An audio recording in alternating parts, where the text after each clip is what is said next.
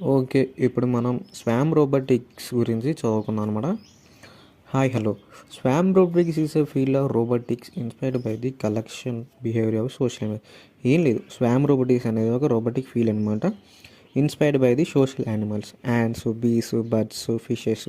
వీటి ద్వారా ఇన్స్పైర్ అవుతాయి. అంటే ఏం ఇన్స్పైర్ అవుతుందంటే వాటి యొక్క వర్క్, వాటి యొక్క కంప్లీట్ టాస్క్ అసలు ఎలా చేయగలుగుతాయి, అసలు యూనిటీగా ఉంటాయి కదా అలా. ఓకేనా, ఇప్పుడు ఫీచర్స్ చూద్దాం అనమాట. Features and characteristics.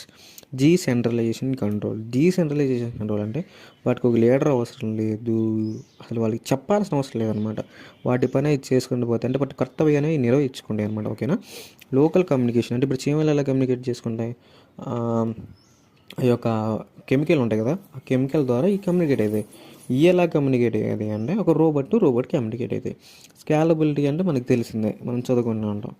Self organisation అంటే సొంతంగా చేయటం, ఇండిపెండెంట్గా చేయటం అనమాట. సెల్ఫ్ ఆర్గనైజేషన్ అంటే ఇండిపెండెంట్గా బిల్డ్ చేయటం, టన్నల్స్ అవటం, చీమలు ఎలా చేస్తే అలా రోబోట్స్ కూడా చేయాలనుకుంటాం అనమాట. రోబోట్నెస్ అంటే ఒక సెక్యూర్గా, ఒక పద్ధతిగా, అలా అలా అనమాట. అలా ఆల్గరిథమ్స్ యూజ్డ్.